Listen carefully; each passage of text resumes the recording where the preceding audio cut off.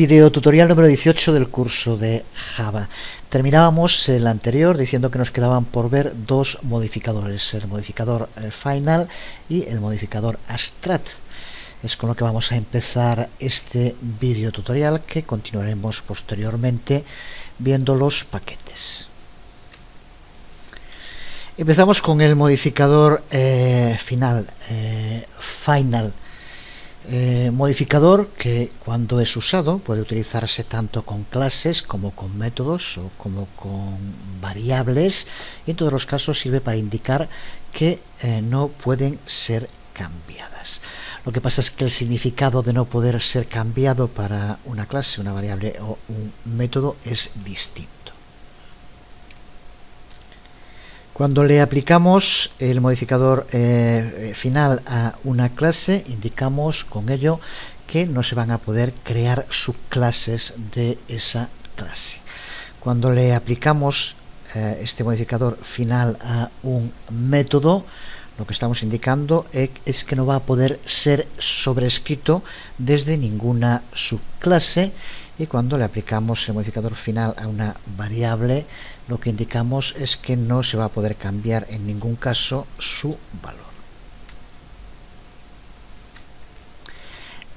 A las variables final, a las variables a las que se le aplica el modificador final, se conocen a veces con el nombre de variables constantes. Una auténtica contradicción en la denominación, que solo se encuentra este tipo de contradicciones en el maravilloso mundo de la programación. Mejor simplemente decir que las variables a las que se le aplica el modificador final dejan de ser variables y se convierten en constantes. A veces se dice que no existen constantes en Java. Una variable a la que se le aplica final es una constante. Es cierto que no existe el término constante en Java, pero sí existe este modificador que nos permite crear constantes y, en fin, como se les llama a veces, como decía, variables constantes. En las variables, cuando se utiliza el modificador final, suele utilizarse también muy a menudo junto con él el modificador static, que ya sabemos que convierte a la variable en una variable de clase. Si el valor nunca va a cambiar al aplicársele final, no hay demasiadas razones para darle a cada objeto de la misma clase una copia independiente de ese valor. Todos pueden usar la variable de clase, que va a tener por tanto la misma funcionalidad. Aquí puedes ver en pantalla un par de ejemplos de declaración de constantes en Java mediante el uso del modificador final y también del static, con lo que son también variables de clase. Los métodos final son aquellos, como decíamos hace un momento, que nunca pueden ser sobrescritos por ninguna subclase. Y los declaramos del mismo modo usando el modificador final en la declaración del método, como en este ejemplo. La razón más común para declarar un método como final es por razones de eficiencia, hacer que la clase se ejecute de modo más rápido.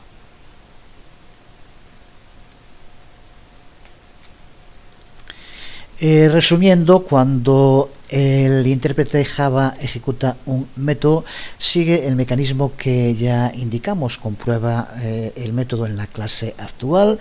Si no encuentra el método, busca en su superclase. Si no lo encuentra, sigue subiendo en la jerarquía de clases hasta que el método es encontrado. Es algo que ya tienes que saber perfectamente. Este sistema, este proceso, sacrifica algo de velocidad en favor de una mayor flexibilidad y facilidad en el desarrollo de programas Java. Pero si un método es declarado como final, el compilador de Java puede poner su código ejecutable, su código duro tal como es, porque tiene la seguridad de que no se va a modificar, no va a ser sobrescrito en ningún caso por ninguna subclase. Eso permite cierta aceleración en la ejecución del programa. De todos modos, debemos pensarlo cuidadosamente antes de aplicar el modificador final a un método, sobre todo cuando estamos desarrollando una clase. Una vez que la clase está finalizada, es entonces cuando puede que algunos de sus métodos consideremos que pueden declararse finales sin limitar con ello la flexibilidad de esa clase y aumentando al menos un poco su velocidad de ejecución. La librería de clases de Java declara muchos de los métodos que se usan de modo más habitual, los declara como final, así que cuando se ejecuten se hace más rápidamente cuando se utilizan en un programa, cuando los tiene que llamar. También otra cosa a tener en cuenta es que un método que es private, al que le aplicamos el modificador private de acceso que ya vimos en el anterior video tutorial, es también final sin que lo declaremos en el propio método. Ya sabemos que los métodos privados no pueden ser sobrescritos por otras subclases de ningún modo, así que por lo tanto si declaramos un método private ya lo declaramos también final sin necesidad de usar ese modificador. Y por último declaramos una clase como final, también utilizando la palabra clave en la declaración de clase, como en este ejemplo que aquí vemos. Si una clase es declarada final, ninguna clase puede convertirse en subclase de ella. Como ocurre con los métodos final, este proceso introduce algunos beneficios en cuanto a la velocidad de ejecución de los programas Java, aunque, igual que en el caso de los métodos, se pierde en flexibilidad. Si te estás preguntando qué es lo que se pierde por usar este modificador final en las clases, porque si aumenta la velocidad, mejor ponerlo siempre y arreglado. Pues si has intentado crear subclases de muchas de las clases que se encuentran en la librería de Java, sabrás lo que se pierde declarando como final cualquier clase. Muchas de las clases más populares están en la librería de Java, están declaradas como final. Por ejemplo, langString o langmat o neturl. Si queremos crear una clase que se comporte como string, por ejemplo, pero con algunos cambios propios, no podemos simplemente hacer la subclase de string y después definir esos cambios, que ya dijimos que es lo bueno que tiene poder crear subclases. Si queremos hacerlo, tenemos que empezar desde cero y no podemos hacer que muchos métodos que nos podían valer ya de la clase string simplemente heredarlos. Desde luego, todos los métodos que se encuentran en una clase que es declarada final son también métodos finales sin tener que ponerlo en cada uno de los métodos, sin tener que usar la palabra clave. De nuevo, como decíamos con los métodos, incluso más con las clases, si las clases pueden dar herencias de sus atributos y de sus comportamientos, son mucho más útiles que si no pueden hacerlo. Así que hay que usar con mucho cuidado, hay que pensarlo mucho antes de declarar una clase como final. Y vamos a terminar con estos modificadores viendo las denominados clases y métodos abstractos, para lo cual tenemos que utilizar el modificador abstract.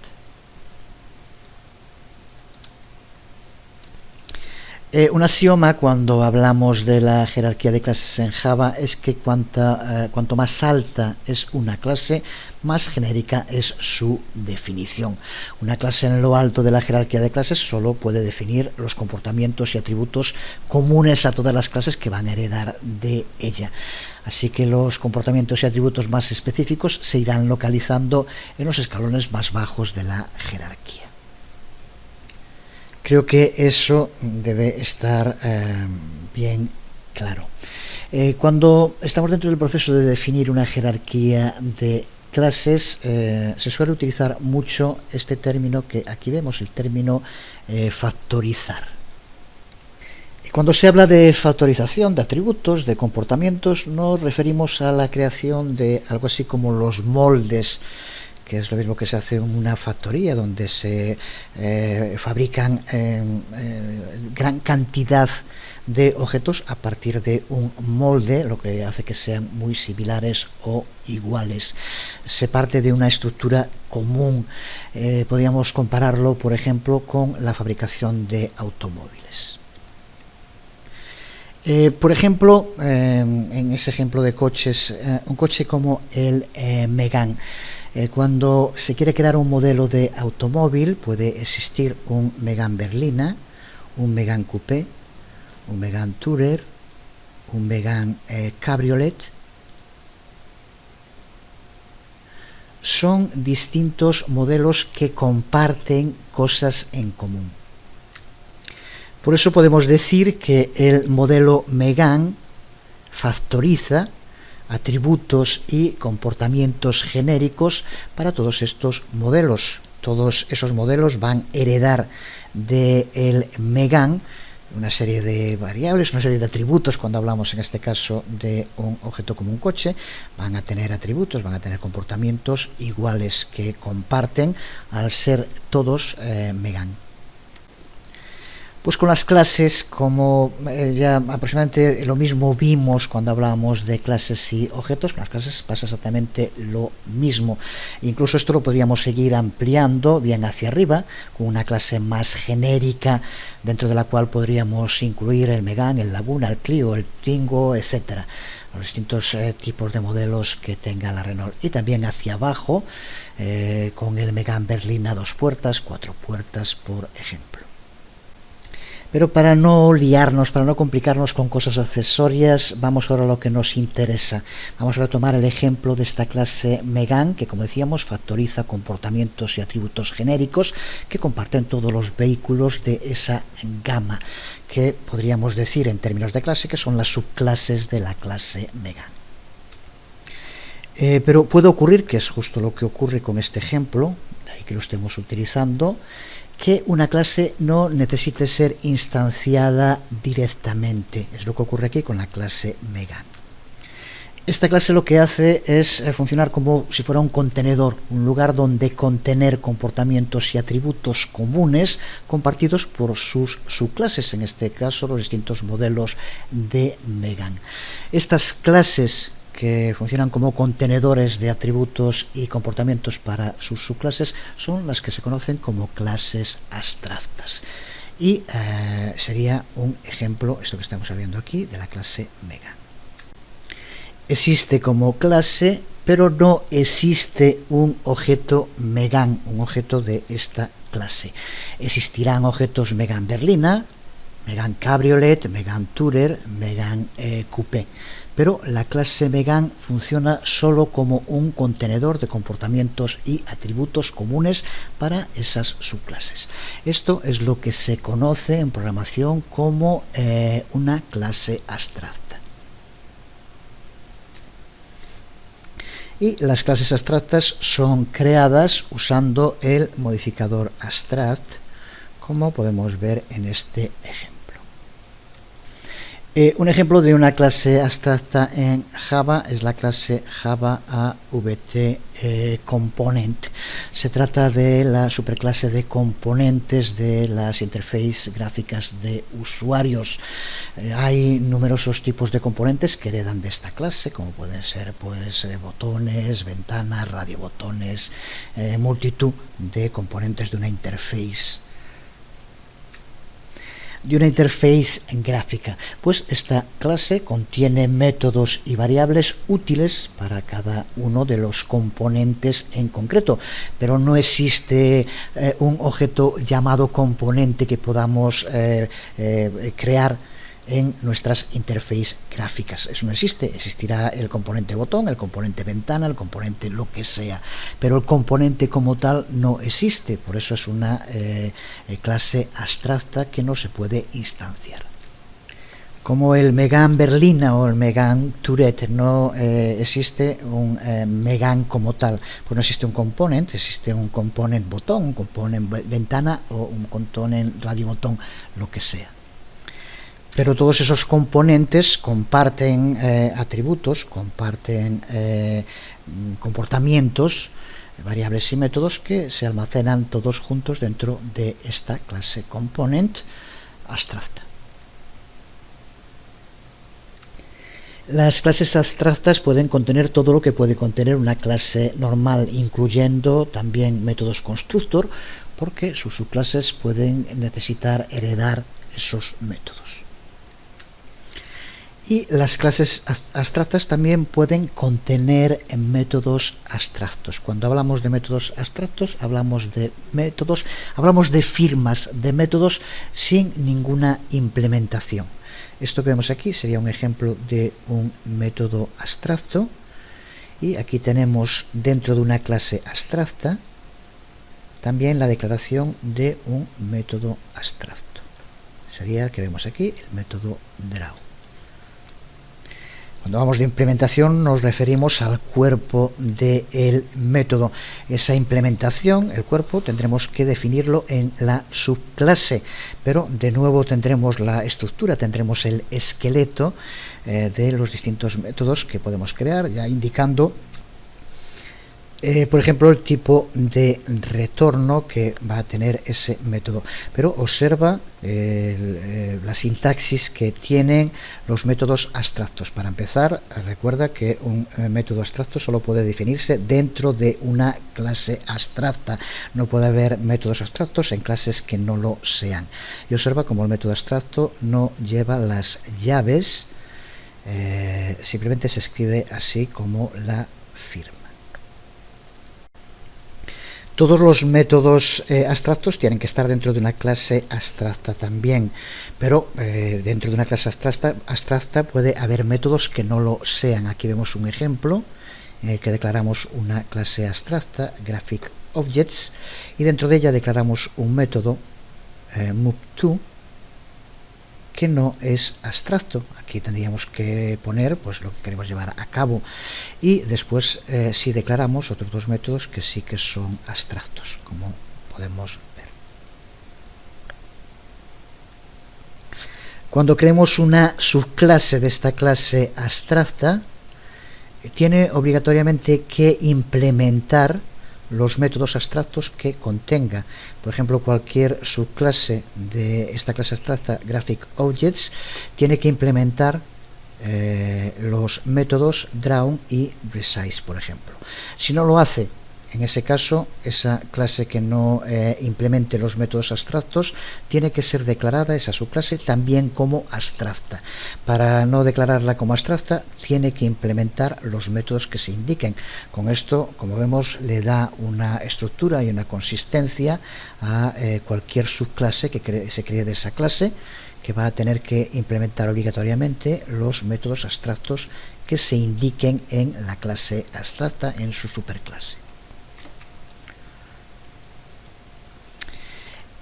Si una clase abstracta no tiene más que métodos abstractos, que acabamos de ver ahora como no tienen por qué ser así, puede tener otro tipo de métodos. Si solo tiene métodos abstractos, en ese caso puede ser más práctico utilizar una interface, como veremos muy pronto en el curso cuando hablemos de las interfaces, justo después de ver los paquetes, que es lo que vamos a ver ahora. Vamos allá entonces con los paquetes, que es el sistema que Java utiliza para organizar las clases.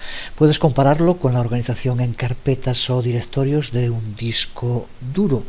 Incluso, como veremos muy pronto, siempre que creamos paquetes tendremos que crear también un sistema de directorios, de carpetas, que tengan la misma estructura. Un paquete puede contener un número ilimitado de clases, clases que deberían mantener algún tipo de relación, aunque esto en sentido muy amplio, relacionadas entre sí por sus propósitos, por su alcance o por sus herencias. Pero cuando nos decidamos a crear nuestros propios paquetes, seremos nosotros quienes decidamos cómo crearlos, qué clases incluir en ellos y cómo organizar esas clases dentro del paquete. Si nuestros programas son pequeños, si usan un número limitado de clases, puede que no necesitemos preocuparnos de crear paquetes para nada.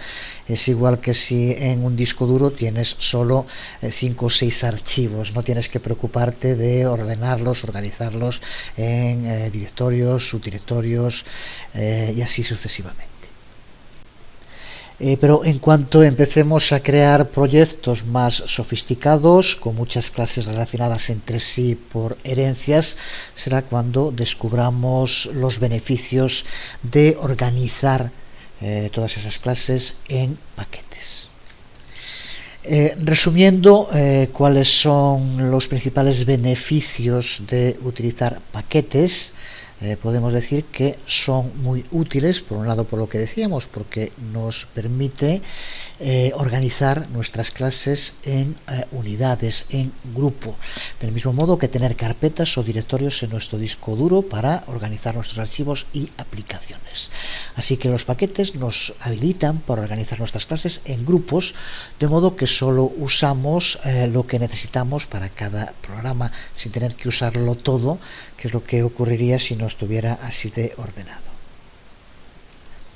Una segunda ventaja del uso de paquetes es que reduce en gran medida los problemas en cuanto a conflictos con los nombres, porque a medida que crece el número de clases de Java, también crecen las posibilidades de que usemos el mismo nombre de clase que otro desarrollador, abriendo la posibilidad de conflictos de nombres y mensajes de error si intentamos integrar grupos de clases en un único programa y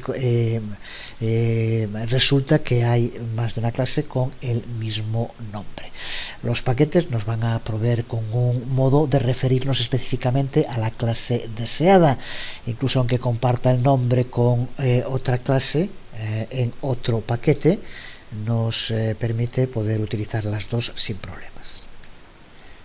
Una tercera ventaja que tienen los paquetes es que nos habilitan para proteger y para controlar el acceso a clases, variables y métodos en modos más específicos que en un sistema basado solo en clases, que es el que ya hemos visto mediante los modificadores en los anteriores videotutoriales.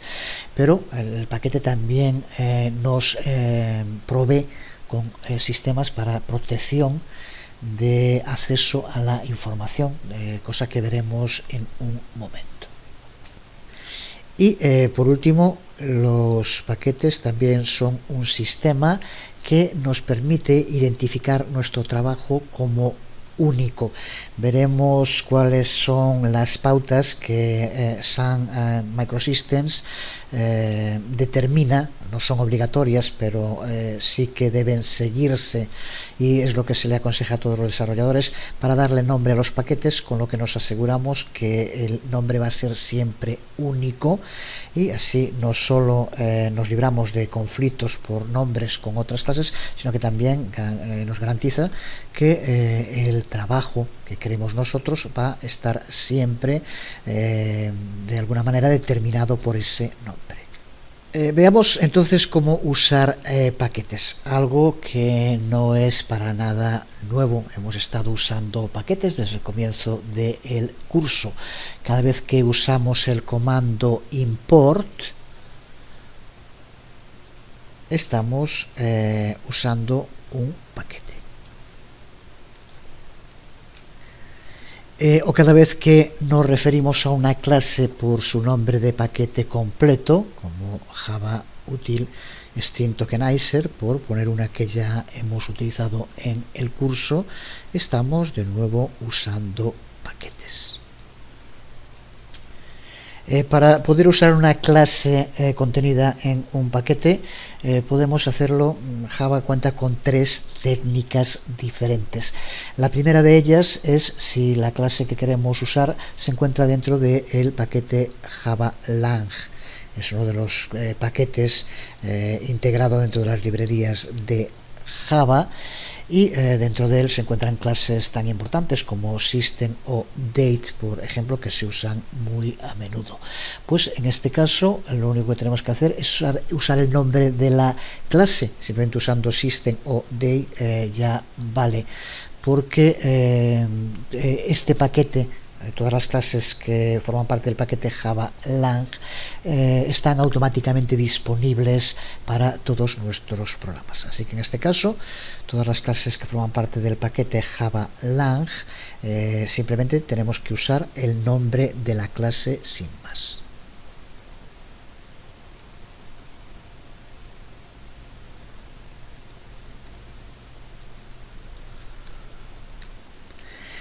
Si la clase que queremos usar forma parte de algún otro paquete que no sea el de Java Lang, podemos bien referirnos a esa clase por su nombre completo, incluyendo el nombre del paquete. Sería, por ejemplo, lo que tendríamos que hacer con Java AVT Font, y esto poniéndolo en el código, tal como aquí ponemos, nos permitiría acceder a la clase font que forma parte del paquete Java AVT. Lo volveremos a ver en un momento cuando veamos cómo crear nuestros propios paquetes, pero observa para empezar que cuando ponemos el nombre completo de una clase y por lo tanto también el de su paquete, observa como en el nombre de los paquetes no se usan nunca mayúsculas.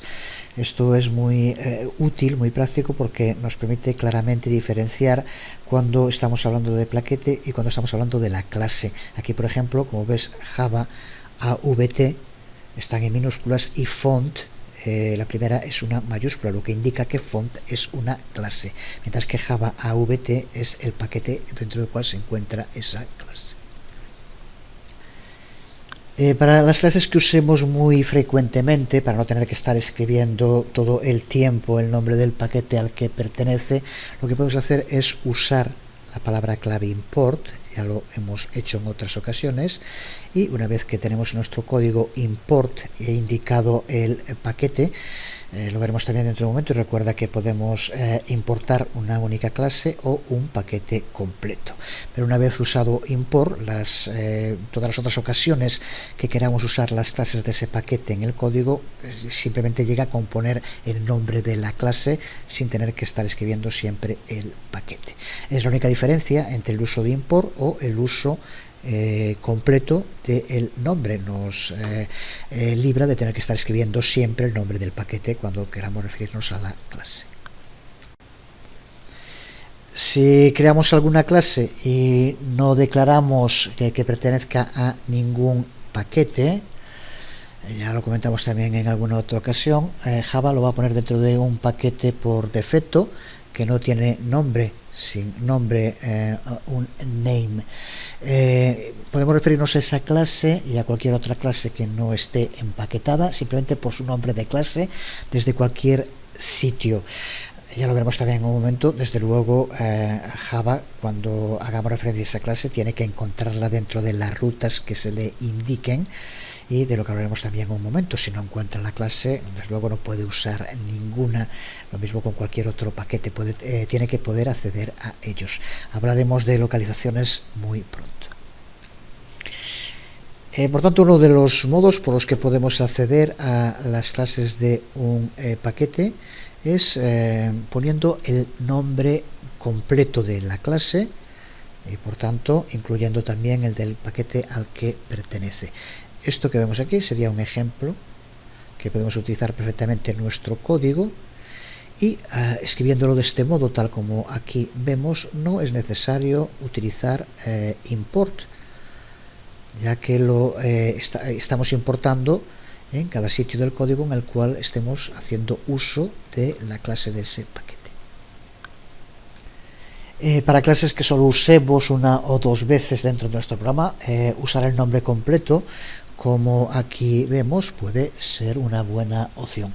Si usamos una clase múltiples veces, mejor es usar import, con lo cual importamos la clase y nos libramos de tener que estar escribiendo cada vez el nombre del paquete. Cuando estemos creando nuestros propios paquetes, vamos a tener que colocar todos los archivos, todas las clases que pertenezcan a un paquete dentro del mismo directorio, y cada elemento dentro del nombre de un paquete corresponde a su propio directorio. Aquí, por ejemplo, estamos definiendo que una clase pertenece al paquete, usamos la palabra clave package, con .illasaron.librería. Pues ya lo veremos ahora un poco más en detalle, diremos también por qué se llama así, por qué le damos este nombre, pero tendría que haber tres directorios: con, Illasaron, que sería un subdirectorio de con, y librería, que sería un subdirectorio de Illasaron. Y dentro de librería es donde colocaríamos las clases.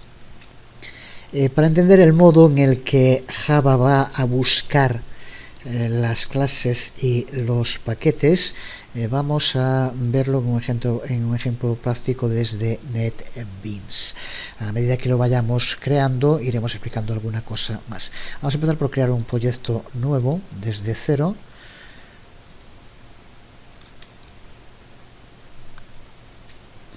Vamos a llamarle, por ejemplo, paquetes a el proyecto.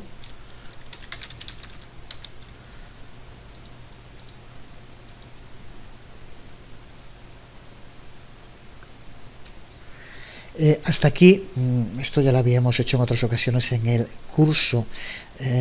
Puedes ver como aquí dentro del proyecto, paquetes, y esta es la estructura que por defecto crea NetBeans. Vemos como tenemos un paquete fuente y otro paquete para pruebas. Este es el que estamos utilizando hasta ahora siempre, el paquete por defecto, default package. Pero aquí en cualquier momento podemos crear nuevos paquetes, que es lo que vamos a hacer ahora. Para crear un paquete desde NetBeans dentro de un proyecto, como siempre en este tipo de programas se puede hacer de distintas maneras, pero la más cómoda, sobre la carpeta de paquete fuente pulsamos con el botón derecho New, y aquí, como vemos, ya tenemos la posibilidad de crear un paquete Java. Pulsamos para crear un paquete y observa como aquí nos aparece la ventana a la cual le podemos dar un nombre. Ahora recuerda lo que decíamos antes, y aquí por defecto también nos lo indica: los nombres de paquetes nunca llevan mayúsculas. Eso nos permite diferenciarlo de las clases y es muy cómodo para posteriormente poder detectar qué es paquete y qué es clase. Vamos a llamarle, por ejemplo, como decíamos antes, con Illasaron librería. Observa como aquí abajo nos va indicando el directorio donde lo va a guardar. Ahora veremos los directorios, pero observa como cada vez que ponemos un punto estamos indicando un subdirectorio dentro del paquete. Así que vamos a crearlo y vamos a ver ahora la estructura de directorios que crea NetBeans. Pulsamos Finish. Aquí, como vemos, nos indica el proyecto en el que va a ir, y aquí la localización dentro de paquetes fuente. Y aquí, como digo, nos está indicando toda la ruta donde se encuentra. Ahora lo vamos a ver un poco más en detalle. Pulsamos en Finish y con ello, como vemos, ya tenemos ahora aquí dentro de nuestro paquetes fuente el paquete con Illasaron librería. Antes, si queremos tener más información, pulsando sobre Source Package, botón derecho propiedades, aquí nos indica la información sobre lo que está haciendo NetBeans con nuestros paquetes. Aquí, como vemos, nos indica que la información la está guardando dentro de un directorio que se llama src, que es el que estamos utilizando desde el principio. Y aquí arriba vemos la ruta. De nuevo insisto en lo de las rutas, porque recuerda que es clave, porque es donde va Java a buscar los paquetes y las clases cuando encuentra referencia a ellos dentro del código. Porque cuando estamos usando paquetes, uno de los temas clave es tener claro dónde va a buscar Java esos paquetes y esas clases. Antes de utilizar un sistema como NetBeans, lo que tendríamos que hacer es tener claro lo que se denomina class path. Es algo que tiene que ver simplemente con las rutas, no es complicado, pero que se puede hacer lioso porque es distinto según se use un sistema operativo o otro. Decir que esto usando NetBeans se nos soluciona hasta el punto de que incluso aunque el class path que le indiquemos sea uno distinto, NetBeans va a usar su propio sistema. Así que es algo de lo cual podemos de entrada olvidarnos. Pero si en algún caso es muy probable, escuchas lo de class path y a qué se refiere, es esa la definición de rutas donde Java va a buscar sus clases. Dentro de Windows, para configurarlo, tendrías que ir dentro del panel de control, en configuración avanzada del sistema, en sistema configuración avanzada del sistema, aquí donde pone variables de entorno, y observa como dentro de las variables de entorno tenemos una denominada class path, y aquí es donde se le indica la ruta que es la que va a utilizar Java. Pero ya digo que en este caso nosotros nos vamos a ceñir al uso de NetBeans y por lo tanto es ahí donde tenemos que colocar los paquetes o clases, siempre de luego que no sean paquetes o clases de las librerías de Java que ya están incluidas con el propio compilador o con el sistema que estemos utilizando. Si vamos a la estructura de directorios de nuestro disco duro, por defecto NetBeans va creando carpetas para los distintos proyectos dentro de usuario, documentos, en una carpeta NetBeans Projects. El que acabamos de crear ahora, si recuerdas, un proyecto que le llamamos paquetes. Si lo abrimos, aquí tenemos la estructura por defecto que crea y aquí tenemos la carpeta llamada src, que es donde va guardando los paquetes y las clases NetBeans por defecto. Si lo abrimos, observa como dentro tenemos una carpeta llamada con, dentro tenemos una carpeta llamada Illasaron y dentro tenemos una carpeta llamada librería. Esta es la estructura del paquete que acabamos de crear con Illasaron librería, y las clases que hagamos que pertenezcan a este paquete se colocarán dentro de esta carpeta. Para hacer que una clase pertenezca a un determinado paquete, tenemos que hacerlo poniendo dentro de su código fuente la palabra clave package y el nombre del paquete dentro del cual queremos incluirlo. Y dentro del código fuente tiene que ser la primera declaración, lo primero que escribamos en el código, antes de ninguna otra línea de código. Podemos poner algún comentario, podemos dejar algún espacio, pero código tiene que ser la primera línea, aquella que mediante el uso de la palabra clave package indique el paquete dentro del cual se va a incluir esa clase. Una vez creada la clase incluida en un paquete, cuando queramos acceder al contenido de esa clase desde cualquier otra clase que tenga acceso, vamos a tener que tenerla guardada dentro de esta estructura de directorios para que Java la encuentre. Una vez que tenemos una clase que pertenece a un paquete, podemos acceder a ella desde otras clases mediante el uso de la declaración import, como ya vimos. Podemos importar clases individuales, como sería este ejemplo de código. También podemos importar un paquete entero de clases usando un asterisco en lugar de un nombre de clase individual. Sería un ejemplo como el que aquí vemos. Lo de sustituir el nombre de la clase o hacer referencia a todas las clases de un paquete con asterisco solo funciona cuando lo usamos con import. No se puede usar en otras partes del código para referirnos a clases usar asterisco, solo vale con import. Y solo sirve para importar todas las clases de un paquete. Las opciones que tenemos es importar una única clase o importarlas todas. Son las dos opciones, usando el nombre de la clase o usando el asterisco. No sirve, aunque haya paquetes que tengan un nombre parecido, para importar varios paquetes. En este caso no funciona. Por ejemplo, tenemos aquí arriba estos tres paquetes, que los tres tienen un nombre muy parecido, pero son tres paquetes distintos. No podemos hacer esto y que nos importara los tres paquetes. Tendremos que hacerlo en cada caso, y si queremos importar todas las clases, lo pondremos con el asterisco. Si queremos importar solo una clase de uno de los paquetes, pondremos el nombre. Así que, por tanto, el asterisco solo vale para indicar que queremos importar todas las clases de un paquete.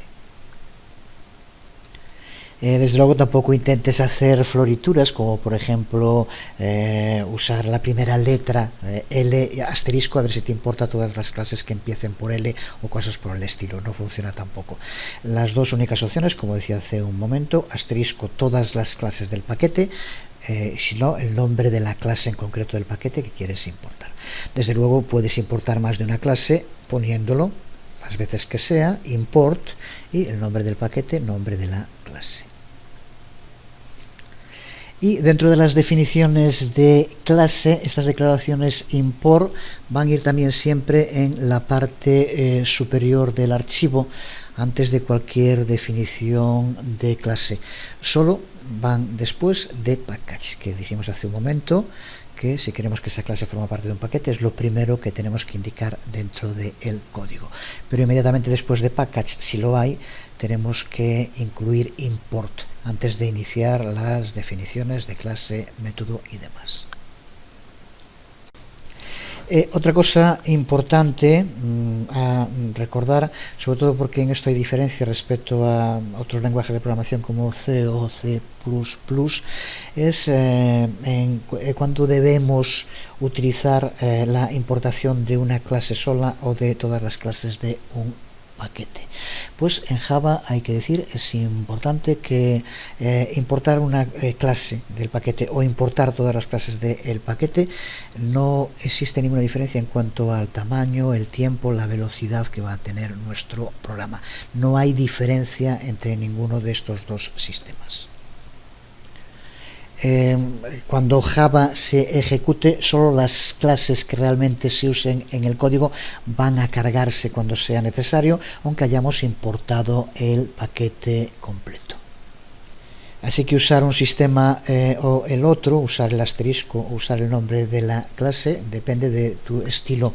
No tiene nada que ver con la calidad de ejecución del programa. ¿Qué ventajas puede tener utilizar el nombre de la clase entonces? Mejor todas las clases del paquete y ya está solucionado. La ventaja fundamental puede ser por razones de claridad, sobre todo para gente que lea el código.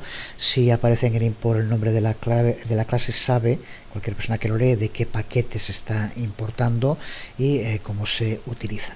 Pero en cuanto a eficacia en la ejecución, es exactamente la misma. Es importante hacer referencia a esto porque en C y C++ no ocurre lo mismo con el uso de import. Bueno, de include, que sería algo así como la palabra clave que lleva a cabo una función similar a la de import en C o C++. Pero en este caso C y C++ cargan el código fuente cuando se le pide con include, por lo tanto sí que puede haber diferencia en cuanto a la velocidad de ejecución. En Java no, así que es importante que quede claro.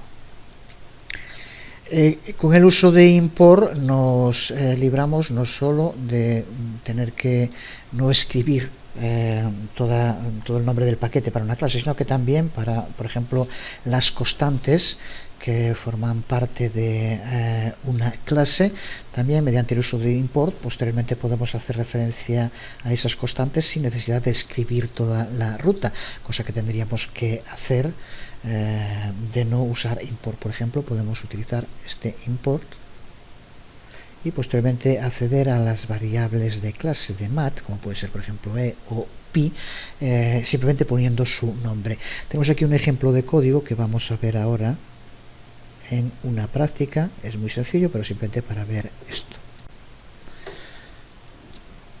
Observa aquí cómo usamos import y static. De este modo podemos acceder a las constantes que estén definidas en una clase por su nombre sin tener que escribir de nuevo toda la ruta.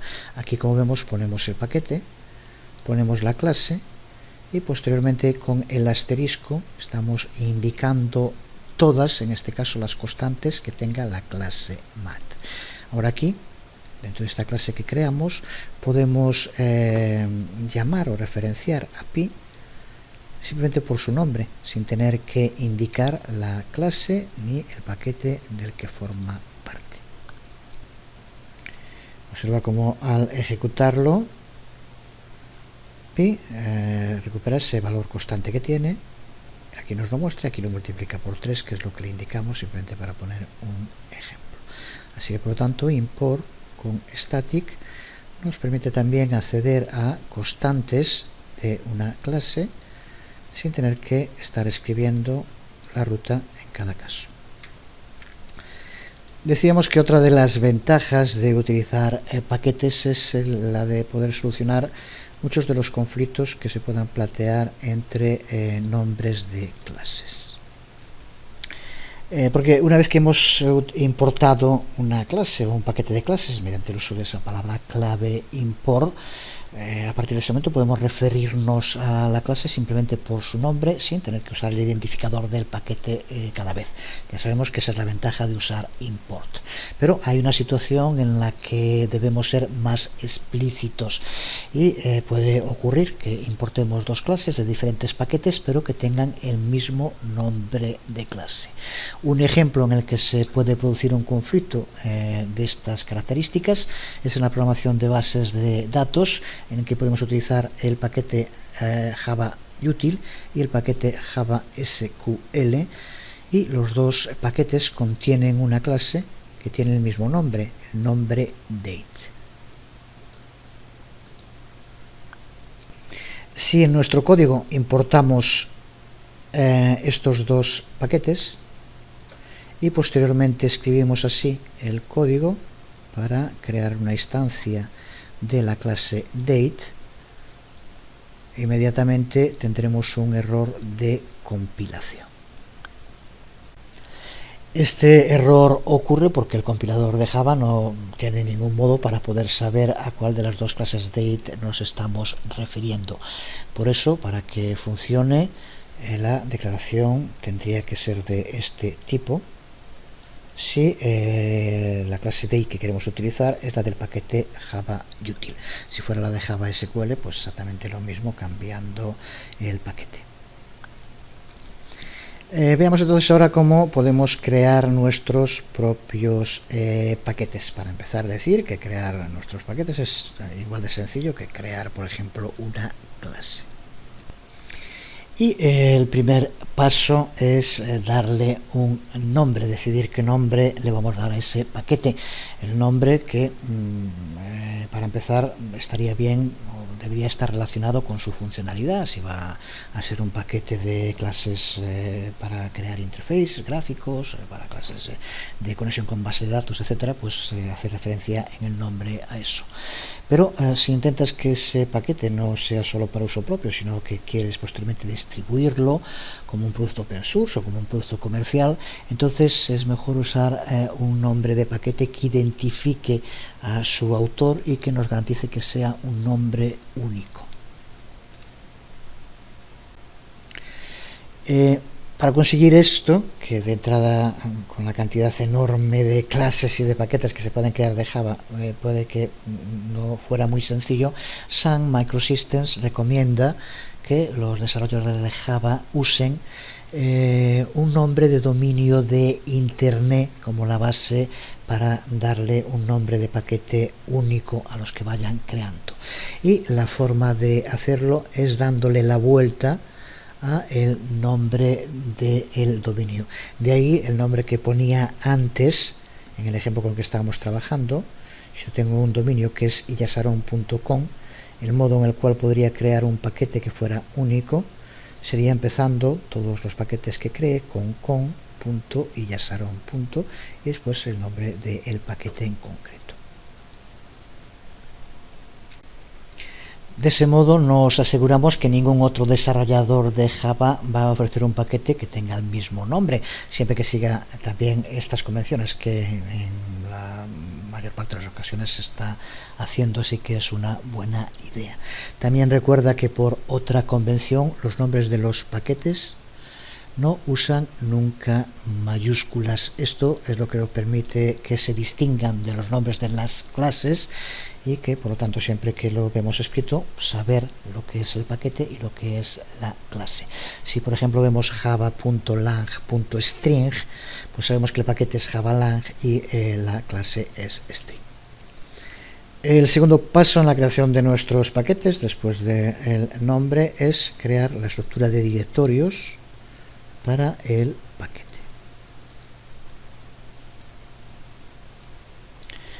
La estructura de directorios que decíamos hace un momento tiene que coincidir con el nombre del paquete, que requiere un directorio separado para cada parte del nombre. Así el paquete com.illasaron.curso requiere un directorio con, un directorio illasaron y un directorio curso, cada uno de estos subdirectorio del anterior. Y dentro del subdirectorio curso es donde se irán incluyendo las clases de este paquete y es donde las va a buscar Java. Utilizando NetBeans no tenemos que preocuparnos de más. Ese es el modo en el que tenemos que organizar la estructura de directorios. Y ya hicimos referencia hace un momento a lo del ClassPath, vamos a dejarlo porque es de nuevo un tema nada complicado, porque simplemente es la ruta en la que busca Java, pero que a mucha gente le da unos quebraderos tremendos de cabeza con esto, costumbre que a veces tenemos de, si no tenemos problemas, buscarlos. Pues en este caso con NetBeans, incluso ya comentaba que aunque el ClassPath indica otra cosa, NetBeans va a usar su propio sistema para hacer. Y el tercer paso para la creación de nuestros propios paquetes, primero nombre, segundo estructura de directorios y el tercer paso, añadir clases dentro de ese paquete. Y lo hacemos, como ya sabemos, con el uso de la palabra clave package, seguido por el nombre del paquete donde queremos incluirla. Declaración package, que debe ser la primera línea dentro de nuestro código. Y terminamos el tema de los paquetes haciendo referencia al control de acceso a paquetes y clases. En el anterior video tutorial vimos los modificadores de control de acceso a métodos y a variables, pues también podemos controlar el acceso a las clases. Las clases tienen el control de acceso por defecto si no se especifica un modificador, y esto significa que la clase está disponible para todas las otras clases que estén dentro del mismo paquete, pero no está visible, no está disponible, no puede importarse para clases que estén fuera del mismo paquete. Para permitir que una clase sea visible o sea importable fuera de su paquete, podemos darle una protección public añadiendo este modificador en su definición. Sería algo tan sencillo como lo que aquí vemos. De este modo haríamos a la clase public visible y por lo tanto utilizable desde otras clases aunque no se encuentren en su mismo paquete. Veíamos antes cómo utilizar el asterisco para importar todas las clases de un paquete. Si la llamada a esas clases se hace desde un paquete distinto, que cuando se usa el asterisco normalmente es para usarlo desde otro paquete, solo se van a importar las clases que hayan sido declaradas como public. Aquellas que sean private o que sean por defecto no se podrán importar fuera de su propio paquete. ¿Qué razones puede haber para querer ocultar una clase dentro de un paquete? Pues muy similares a las que veíamos cuando hablábamos de ocultar variables y métodos dentro de una clase. Podemos tener clases que tienen una función de utilidad, de llevar a cabo tareas que son útiles para nuestra implementación, pero que no son necesarias para ser ejecutadas por otras clases. En general, crear un buen paquete de clases consiste en definir un pequeño número de métodos, de clases y de métodos de esas clases que sean públicos para que los puedan usar otras clases, y luego implementarlos usando el número que sea necesario de métodos y de clases de soporte, pero que estén ocultos, por lo tanto que no sean públicos. Seguiremos viendo para qué pueden ser útiles clases privadas, y lo veremos dentro del próximo bloque que vamos a empezar a partir del próximo vídeo tutorial, en el que vamos a empezar a ver en profundidad las interfaces, que es otro de los temas clave cuando hablamos de Java. De momento, por hoy quedamos aquí. Os hablo Jesús Conte una vez más. Nos vemos.